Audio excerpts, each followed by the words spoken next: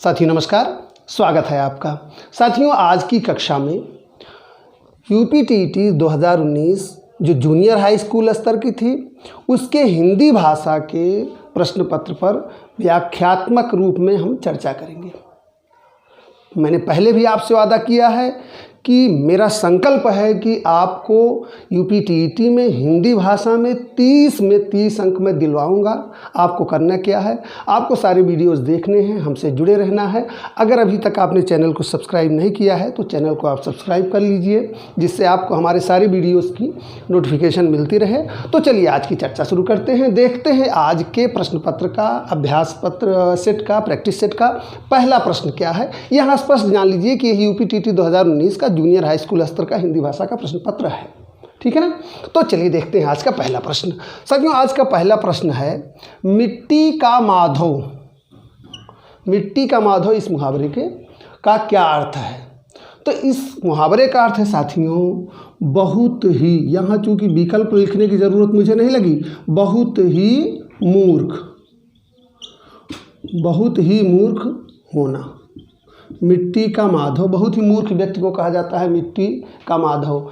इसके लिए एक मुहावरा और है, अक्ल का दुश्मन, औंधी खोपड़ी होना, काठ का उल्लू। इन सब मुहावरों का भी साथियों अर्थ है बहुत ही मूर्ख होना या निरा मूर्ख होना, यह आप जान लीजिए, ठीक है ना।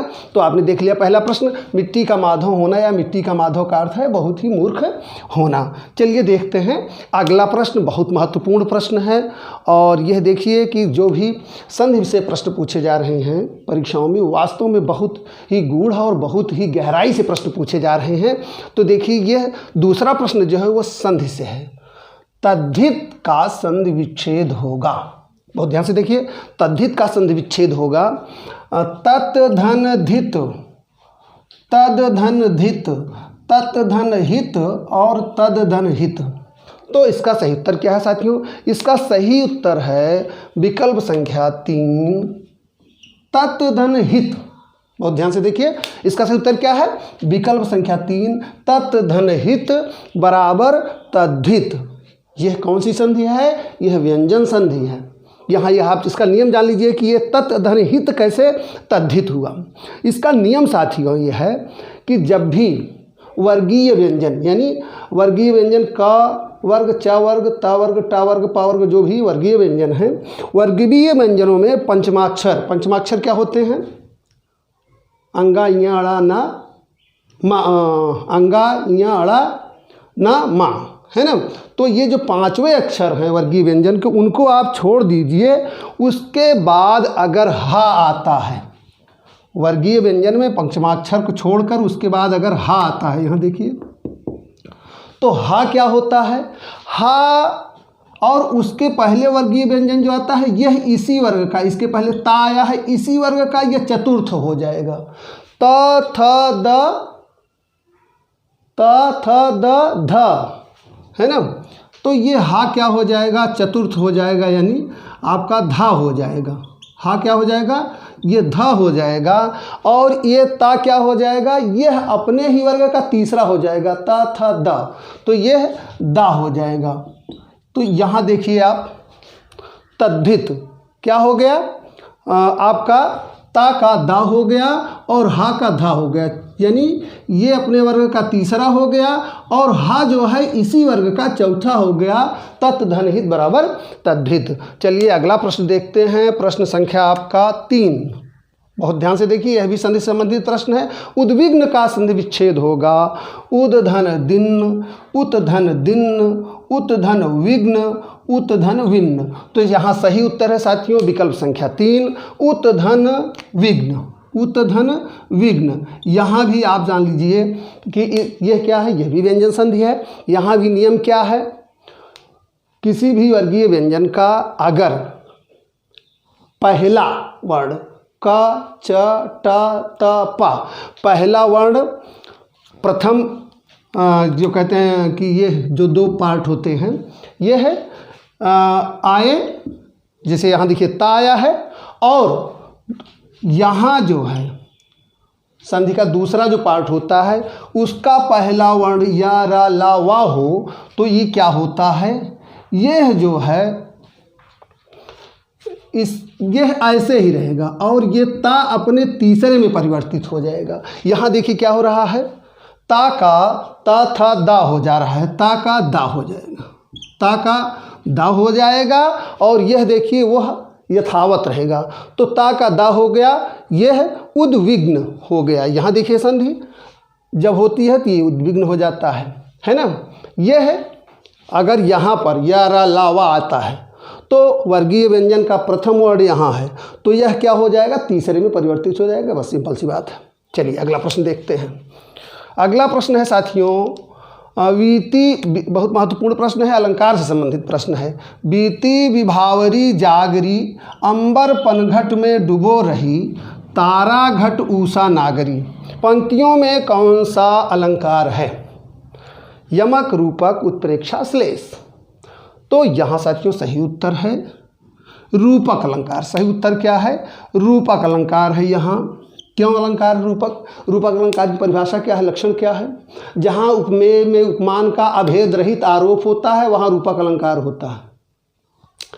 अब उपमेय में उपमान का अभेद रहित आरोप, अभेद रहित आरोप मतलब उसमें अंतर नहीं रह जाता। जैसे क्या कह रहा है, अंबर पनघट, अंबर जैसा पनघट नहीं, अंबर को यहाँ पनघट कहा जा रहा है, यानी अंबर में पनघट का अभेद रहित आरोप है। अंबर जैसा पनघट नहीं है अपितु अंबर ही पनघट है। तारा घट, तारा जैसा घट या तारा जैसा घड़ा नहीं, बल्कि ये जो तारे हैं ये घड़े हैं। अंबर जो है ये पनघट है, इसमें अभेद रहित आरोप है। तारा में घड़े का आरोप और अंबर में पनघट का आरोप है ना। तो यहाँ उपमेय उपमान का अभेद रहित आरोप रूपक। तो यहाँ कौन सा अलंकार होगा? रूपक अलंकार होगा। इसको आप ध्यान से देख लीजिए। अगला प्रश्न देखते हैं, प्रश्न संख्या 5। यह भी अलंकार से ही संबंधित है। बिन घनश्याम धाम धाम ब्रज मंडल में ऊधो नित बसती बहार बरसा की है। साथियों यह है जगन्नाथ दास रत्नाकर जी के उद्धव शतक से ली गई पंक्तियां हैं। इसको हम लोगों ने पढ़ा है, बहुत रोचक प्रसंग है। जब श्री कृष्ण जी गोकुल से द्वारका चले जाते हैं तो गोपिकाएं विरह में व्याकुल होती हैं, पूरा गोकुल विरह में व्याकुल होता है। तो उसी समय का यह प्रसंग है कि बिन घनश्याम धाम धाम ब्रज मंडल में ऊधो निद बसती बहार बरसा की है। यानी बिना घनश्याम के ब्रजमंडल में घर धाम धाम यानी घर घर में वर्षा हो रही है। बिना बादलों के यहाँ देखिए दो अर्थ हो गया। एक तो घनश्याम का अर्थ है बादल और दूसरा अर्थ है श्री कृष्ण। बिना घनश्याम के श्री कृष्ण के जी के द्वारिका चले जाने पर क्या हो रहा है, ब्रजमंडल के घर घर में अश्रुओं की वर्षा हो रही है। ठीक है। दूसरा अर्थ क्या है कि बिना बादलों के ब्रजमंडल में वर्षा हो रही। तो यहाँ घनश्याम शब्द जो है उसके एक से अधिक अर्थ हो रहे हैं, इसलिए यहाँ अलंकार होगा श्लेष। ठीक है ना। चलिए अगला देखते हैं, प्रश्न संख्या 6। कौन सा शब्द एक वचन और बहुवचन दोनों के रूप में प्रयुक्त हो सकता है? मुनि, बालिका, लड़का, बेटा। सही उत्तर है इसका मुनि। मुनि जो है वो एक वचन और दो वचन दोनों रूपों में प्रयोग हो सकता है। जैसे आप देखिए, मुनि बालकों को अच्छी सीख देता है। एक वाक्य, मुनि बालकों को अच्छी सीख देता है। मुनि बालकों को अच्छी सीख देता है। यहाँ मुनि जो है एक वचन है। चलिए एक वाक्य और देखते हैं, मुनि जा रहे हैं। ठीक है। यहाँ यही शब्द बहुवचन में प्रयुक्त हो गया। तो यहाँ इस प्रश्न में मुनि शब्द ऐसा है जो एक वचन और बहुवचन दोनों रूप में प्रयुक्त हो सकता है। तो सही उत्तर है प्रश्न 6 का मुनि। अगला प्रश्न देखते हैं, प्रश्न संख्या 7। तत्सम तद्भव का कौन सा युग्म सही है? करहाट कड़ाह, अष्ट आठ, अष्ट आठ, कुक्ष कोख, कपित्थ कैथा। तो यहाँ साथियों सही उत्तर है विकल्प संख्या 3, कुक्ष और कोख। यह जो है तत्सम तद्भव का सही युग्म है। पहला विकल्प देखिए, कह रहा है करहाट कड़ाह, करहाट कड़ाह। तो साथियों यहाँ करहाट ये नहीं होता, ये होता है कटाह। क्या होता है? कटाह। ये अष्ट का आठ, अष्ट जो है ये इसका तत्सम नहीं होता बल्कि होता है अष्ट। अष्ट नहीं होता, ये होता है अष्ट। अष्ट आठ, कटाह कड़ाह, कुक्ष कोख, और ये कपित्थ कैथा। कपित्थ तो सही है लेकिन ये कैथा शब्द जो इसका तद्भव है ये होता है कैथ। ठीक है ना। तो तत्सम तद्भव का कौन सा युग्म सही है? कुक्ष कोख सही है। यहाँ ये भी आप जान लीजिए, कटाह कड़ाह, अष्ट आठ, कपित्थ कैथ। ठीक, चलिए देखते हैं अगला प्रश्न, प्रश्न संख्या 8। किस शब्द में तत्पुरुष समास है? 4 देखिए शब्द दिए गए हैं, दौड़, धूप, त्रिभुवन, मधुमक्खी और पीताम्बर। किस शब्द में तत्पुरुष समास कह रहा है? तो साथियों सही उत्तर इसका क्या है? इसका सही उत्तर है मधुमक्खी। मधु की मक्खी, ये तत्पुरुष समास इसमें है। दौड़ धूप में कौन सा समास है? दौड़ धूप में साथियों है और छिपता हो जहाँ वह द्वंद्व हो, दौड़ या धूप। ठीक है, द्वंद्व समास। त्रिभुवन में त्रिभुवन संख्यावाची द्विगु समास। मधुमक्खी में मधु की मक्खी तत्पुरुष समास। पीताम्बर में पीला है जिसका अंबर यानी वस्त्र अर्थात भगवान विष्णु, इसमें बहुव्रीहि समास। ठीक है, तो आपने देख लिया, दौड़ धूप में द्वंद्व समास, त्रिभुवन में द्विगु समास, मधुमक्खी में तत्पुरुष समास और पीताम्बर में बहुव्रीहि समास। तो इस पेज में आपने देख लिया प्रश्न संख्या 1 से 8 तक। आइए अब 9वां प्रश्न देखते हैं। साथियों प्रश्न संख्या 9 देखते हैं। प्रश्न संख्या 9 है, किस शब्द में उपसर्ग का निर्देश अशुद्ध है? प्रश्न को ध्यान से पढ़िए। प्रश्न पहले भी मैं निवेदन करता आया हूँ कि आप प्रश्नों को ध्यान से पढ़ेंगे तो उत्तर अपने आप आधा समझ में तुरंत आ जाएगा। तो किस शब्द में उपसर्ग का निर्देश अशुद्ध है? यहाँ देखिए 4 विकल्प, निम धन अज्जित, निधन खरा, अध धन सेरा और उत धन ग्रीव। तो निधन खरा इसमें सही है, अध धन सेरा इसमें भी उपसर्ग सही है, अध नि, और इसमें भी उत धन ग्रीव सही है। इसमें गलत विकल्प कौन सा है? इसमें अशुद्ध है निम धन अज्जित। क्यों? क्योंकि इसमें उपसर्ग होता है नि धन मज्जित। ठीक है, ये देखिए आप, निधन मज्जित। तो इसका अर्थ क्या होता है? निम धन मज्जित का ये आपका शब्द हुआ निमज्जित।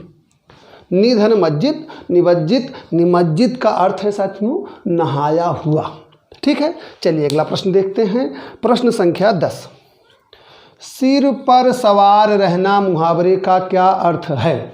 सिर पर सवार रहना मुहावरे का क्या अर्थ है? इसका अर्थ है साथियों पीछे पड़ना,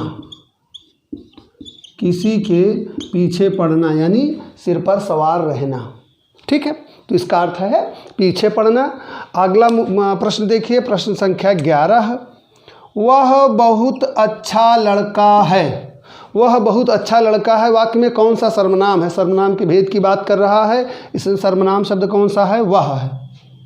और यहाँ बहुत निश्चिंतता के भाव के साथ, निश्चय के भाव के साथ कह रहा है कि वह बहुत अच्छा लड़का है, इसलिए यहाँ कौन सा सर्वनाम होगा?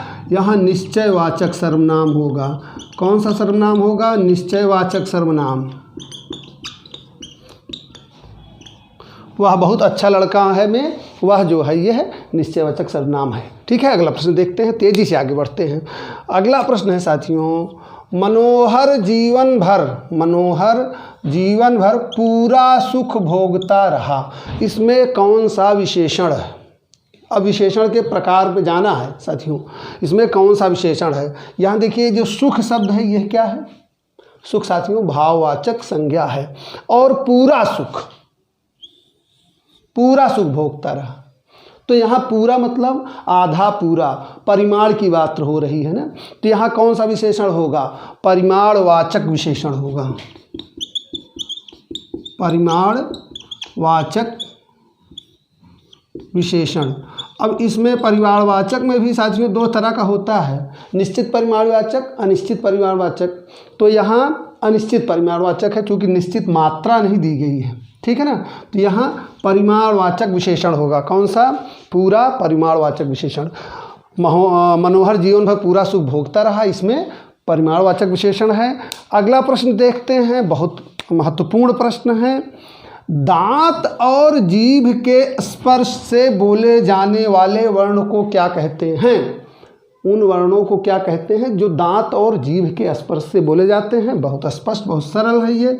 उनको कहते हैं दंत। क्या कहते हैं? उनको कहते हैं दंत। यहाँ मैं आपसे आग्रह करना चाहूँगा कि ये जो वर्णमाला में उच्चारण स्थान, अघोष, सघोष, जो कुछ भी है, अल्पप्राण, महाप्राण, इससे संबंधित आपके चैनल, हमारी अपनी हिंदी पर जो हमारा चैनल है, बहुत ही सरल और सहज तरीके से कम 3 वीडियो हैं। अगर आप उस पर विजिट कर लेंगे, देख लेंगे, तो आपको वर्णमाला का पूरा वर्गीकरण एकदम समझ में आ जाएगा। तो प्लीज़ उसको ज़रूर देख लीजिए। दंत कौन कौन से वर्ण होते हैं? त, थ, द, ध, यानी ता वर्ग, त, थ, द, ध, न, त, थ, द, ध, न, आपका दंत त, थ, द, ध, न। इसके साथ और एक महत्वपूर्ण जान लीजिए, ये परीक्षाओं में अनेक बार पूछा गया है, ये स जो है ये क्या है? यह भी दंत है। त, थ, द, ध, न के साथ ये सा भी दंत है। ये महत्वपूर्ण है, जान लीजिए। ठीक है, चलिए देखते हैं अगला प्रश्न। अशुद्ध विकल्प है, प्रश्न संख्या 14। प्रश्न संख्या 14 कह रहा है अशुद्ध विकल्प है च तालव्य महाप्राण, ख महाप्राण कंठ, त अल्पप्राण दंत, म ओष्ठ और सघोष। तो इसमें साथियों अशुद्ध विकल्प जो है यह है विकल्प संख्या 1। च जो है यह तालव्य तो है लेकिन महाप्राण नहीं है। च क्या है? अल्प प्राण। बाकी तीनों विकल्प सही हैं। ख महाप्राण है, कंठ भी है। त अल्प प्राण है और ये दंत आपने ऊपर देखा ही है कि ये दंत है। त अल्प प्राण दंत है, ख महाप्राण कंठ है और म ओष्ठ सघोष है। लेकिन च जो है ये विकल्प संख्या 1, यह तालव्य तो है लेकिन महाप्राण नहीं है, ये अल्प प्राण है। तो इसमें अशुद्ध विकल्प कौन सा है? विकल्प संख्या 1। चलिए देखते हैं अगला प्रश्न, प्रश्न संख्या 15। बाण का पर्यायवाची नहीं है। सिली मुख, विशिख, आशुग और सारंग 4 विकल्प दिए गए हैं। तो साथियों इसमें बाण का पर्यायवाची सिलीमुख, विशिख और आशुग तीनों हैं, सारंग नहीं है। और सारंग एक ऐसा शब्द है साथियों जो मुझे लग रहा है हिंदी वर्णमाला में सबसे ज़्यादा शब्दों की पर्यायवाची है। कम से कम सारंग के 12 से 15 पर्यायवाची शब्द हैं। जैसे मुख्य रूप से आप देख लीजिए, इसमें सारंग का पर्यायवाची सूर्य भी होता है, सारंग पर्यायवाची हिरण भी होता है, सारंग पर्यायवाची कोयल भी होता है, सारंग पर्यायवाची चंद्रमा भी होता है, सारंग पर्यायवाची हिरण भी होता है, ठीक है ना, सारंग पर्यायवाची हाथी भी होता है। तो सारंग एक ऐसा शब्द है जिसके कम से कम 12 से 15 पर्यायवाची हैं, लेकिन बाण जो है वो सारंग का पर्यायवाची नहीं है। सिलीमुख, विशिख, आशुक तीनों बाण के पर्यायवाची हैं, तो इसमें बाण का पर्यायवाची नहीं है सारंग। चलिए देखते हैं अगला प्रश्न, प्रश्न संख्या 16। यह शिक्षण कौशल से संबंधित प्रश्न है। एक प्रश्न भाषा के प्रश्न पत्र में शिक्षण कौशल से संबंधित पूछा जाता है। महत्वपूर्ण प्रश्न है, हमेशा ये पूछे जाएंगे इस तरह के प्रश्न। एक प्रश्न रहेगा आपका, तो इसको ध्यान से देख लीजिए। उपचारात्मक शिक्षण का आधार निम्नलिखित में कौन सा है? व्याख्यान परीक्षण, स्वपरीक्षण, पाठ्यपुस्तक परीक्षण, निदानात्मक परीक्षण। तो आप लोगों ने अपने प्रशिक्षण पाठ्यक्रमों में यह देखा होगा, जहाँ उपचारात्मक और निदानात्मक परीक्षण के बाद उपचारात्मक शिक्षण यह जो है आपको पढ़ाया गया होगा। तो इसमें आधार क्या है? इसमें आधार है साथियों विकल्प संख्या 4, निदानात्मक परीक्षण। यानी जब हम किसी भी समस्या की पहचान कर लेंगे, उसकी डायग्नोसिस कर लेंगे, अंग्रेजी में जिसको कहेंगे, जब डायग्नोसिस कर लेंगे तभी उसका ट्रीटमेंट होगा।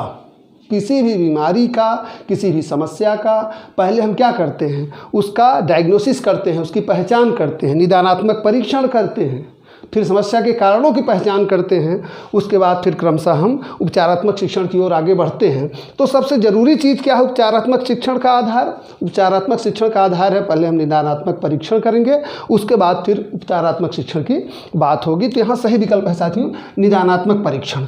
चलिए देखते हैं अगला प्रश्न, प्रश्न संख्या 17। चांदनी चौक में कौन सी संज्ञा है? चांदनी चौक, चांदनी चौक क्या है? किसी स्थान का नाम है। चांदनी चौक किसी स्थान का नाम है। किसी व्यक्ति, व्यस्त अथवा स्थान के नाम को संज्ञा कहते हैं, लेकिन वह व्यक्ति विशेष के संबंध में बात होती है, स्थान विशेष की संदर्भ में जब बात होती है तो क्या उनसे संज्ञा होती है? वो होती है व्यक्तिवाचक संज्ञा।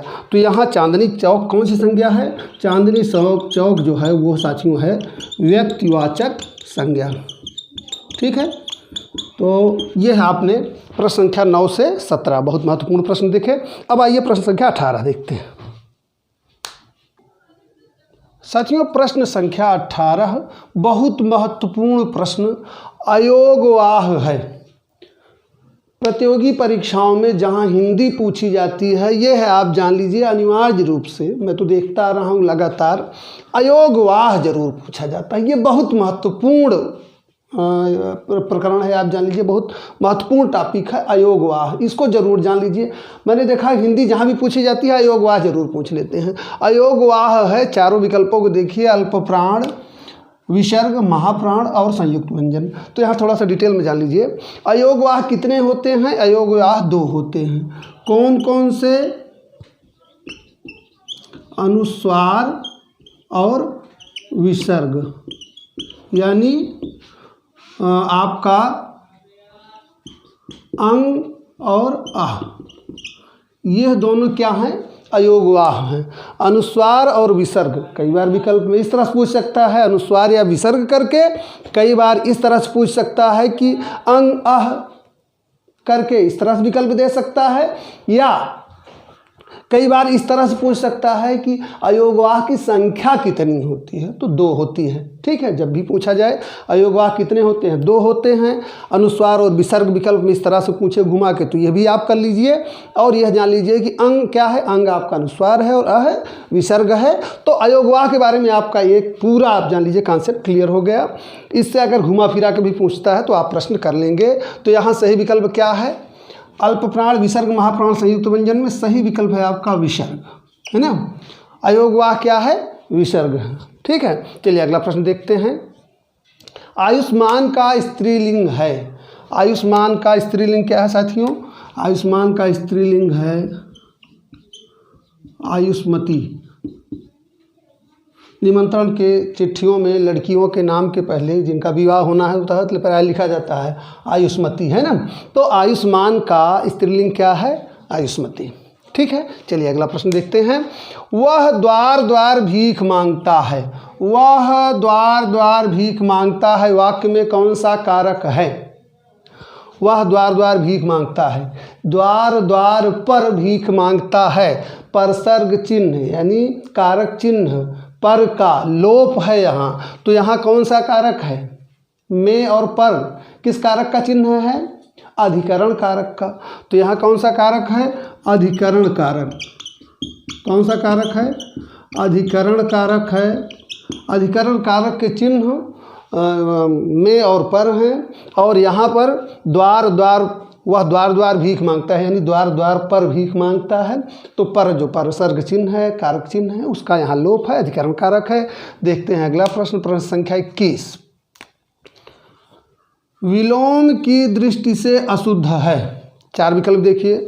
सुबुद्ध, असुबुद्धि, आरोह अवरोह, ये सही है। उत्कर्ष अपकर्ष सही है। कीर्ति अपकीर्ति सही है। कौन सा सही नहीं है? विकल्प संख्या 1 सुबुद्धि असुबुद्धि। सुबुद्धि का क्या होगा विलोम? सुबुद्धि का विलोम होगा दुर्बुद्धि। चलिए अगला प्रश्न देखते हैं, प्रश्न संख्या 22। महत्वपूर्ण प्रश्न है, सुमेलित कीजिए। एक प्रश्न में 4 प्रश्न छिपे हैं। एक प्रश्न में, जैसा मैंने पहले शुरू में कहा कि कई बार एक ही प्रश्न में कई प्रश्न छिपा होता है, आपकी परीक्षा की दृष्टि से बहुत उपयोगी होता है व्याख्यात्मक हल। तो इसमें देखिए 4 प्रश्न एक प्रश्न में छुपे हैं।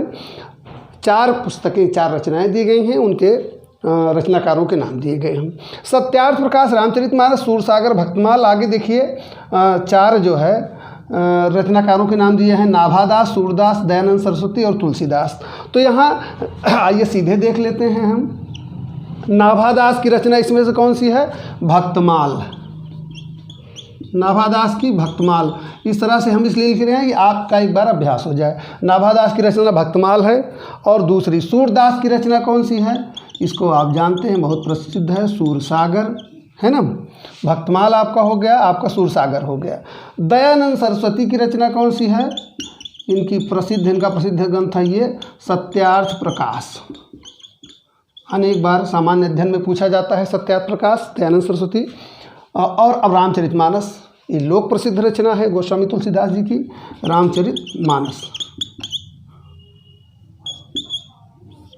ठीक है, तो यह है, आप इसका सुमिलित कर लीजिए। ठीक है, देख लिया आपने। चलिए अगला प्रश्न देखते हैं, प्रश्न संख्या 23। कौन सा मिश्र वाक्य है? कौन सा मिश्र वाक्य है? तो इसमें देखिए 4 विकल्प हैं। उसमें ना पत्ते थे ना फूल थे। दूसरा विकल्प है यज्ञदत्त देवदत्त को पढ़ाता है। मैंने सुना है कि आपके देश में अच्छा राज प्रबंध है। वह उड़ती हुई चिड़िया पहचानता है। तो यहाँ साथियों अनुमान लगाइए कौन सा सही विकल्प होगा। यहाँ सही विकल्प है विकल्प संख्या 3। मैंने सुना है कि आपके देश में अच्छा राज प्रबंध है। यह मिश्र वाक्य है। मिश्र वाक्य किसे कहते हैं साथियों? जिस वाक्य में साधारण वाक्य के अतिरिक्त उसके अधीन कोई अंग वाक्य होता है, वो मिश्र वाक्य है। इस वाक्य में आप देख लीजिए, मैंने सुना है, इस वाक्य के अधीन आपका एक वाक्य और है, आपके देश में अच्छा राज प्रबंध है।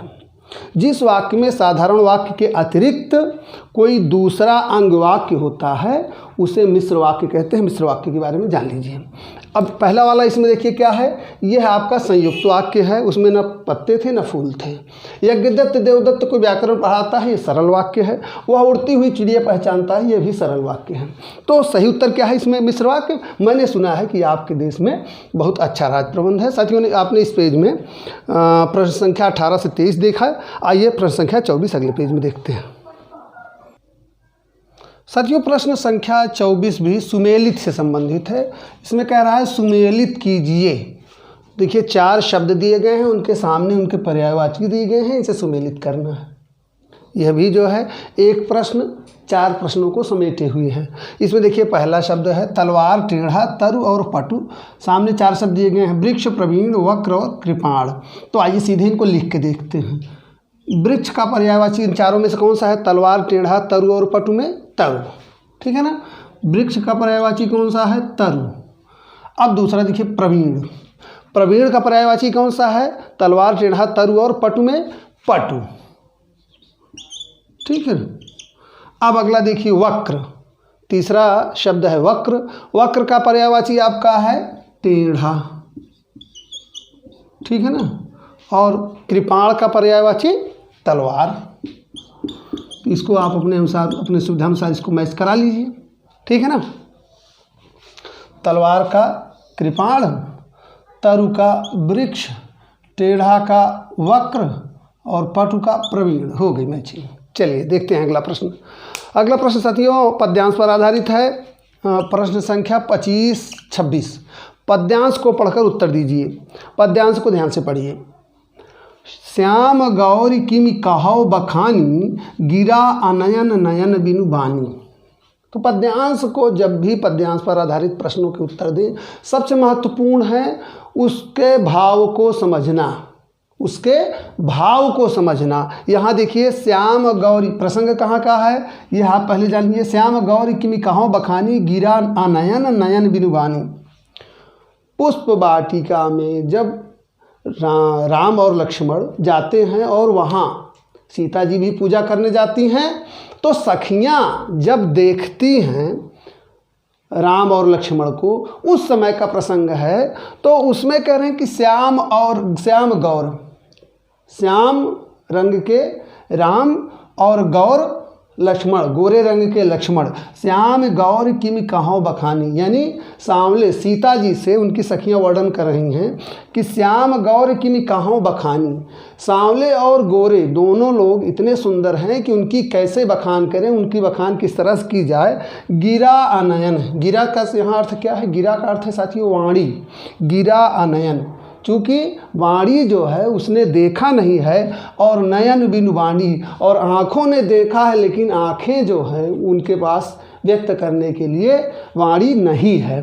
तो यह पुष्पवाटिका प्रसंग जो रामचरितमानस के बालकांड में है उसकी पंक्तियां हैं पुष्पवाटिका प्रसंग की। अब आइए प्रश्न पर देखते हैं कि इस पद्य में कौन सा भाव है, कर्णु भाव, ओज भाव, माधुर्य भाव, भक्ति भाव। तो यहाँ स्वाभाविक सी बात है, कौन सा भाव है, माधुर्य भाव है। इन पंक्तियों में कौन सा भाव है, माधुर्य भाव है। अब अगला जो है प्रश्न देखिए, प्रश्न संख्या 25 आपने देख लिया, माधुर्य भाव इन पंक्तियों में। अगला प्रश्न देखिए, चूँकि इस प्रश्न का उत्तर तो मैं पहले ही आपको बता चुका, प्रश्न संख्या 26 का। इन पंक्तियों के रचनाकार हैं तुलसीदास, नाभादास, कुम्भनदास, रामानंद। तो स्वाभाविक बात है कि ये रामचरितमानस की पंक्तियां हैं, बालकांड की पंक्तियां हैं, बालकांड के पुष्पवाटिका प्रसंग की संदर्भ की पंक्तियां हैं। तो यह जो है बहुत महत्वपूर्ण है, इसको आप जान लीजिए। यह किसकी पंक्तियां हैं, तुलसीदास जी के रामचरितमानस से ये पंक्तियां ली गई हैं। चलिए अगला प्रश्न देखते हैं, प्रश्न संख्या 27। राम से खाया नहीं जाता वाक्य में वाच्य है। इस वाक्य में साथियों भाववाच्य है। कौन सा वाच्य है, भाववाच्य है। अब आप जान लीजिए भाववाच्य की पहचान क्या है। भाववाच्य जिस वाक्य में होगा उसमें क्रिया हमेशा भाव के अनुरूप होगी, क्रिया वाक्य में भाव के अनुरूप होगी। उसकी एक और पहचान जान लीजिए कि भाववाच्य वाले वाक्य में सदैव अकर्मक क्रिया होगी, यानी कर्म नहीं होता। एक और भाववाच्य वाले वाक्य की पहचान कि भाववाच्य वाले वाक्य में क्रिया सदैव एक वचन में होगी। ठीक है साथियों। तो साथियों आज के इस सेशन में, आज के अभ्यास सेट में आपने अभी तक 27 प्रश्न देखे। गद्यांश पर आधारित प्रश्न चूँकि बहुत लंबा गद्यांश हो जाता है और वो लग रहा है मुझे 1-2 प्रश्न के लिए काफ़ी लंबा श्रम हो जाएगा, तो गद्यांश के आधारित प्रश्नों के लिए हम यहाँ आपसे क्षमा चाहते हैं, उन पर यहाँ चर्चा नहीं करेंगे। आपने प्रश्न 1 से 27 जो बहुत महत्वपूर्ण हैं उनको देखा, उन पर जहाँ तक संभव थी व्याख्यात्मक रूप से चर्चा हुई। संभव है, मैं आशा करता हूँ कि आपके लिए बहुत उपयोगी सिद्ध होगा। तो फिलहाल आज के लिए इतना ही। मिलते हैं अगले वीडियो में एक नए प्रकरण के साथ। तब तक के लिए धन्यवाद, नमस्कार।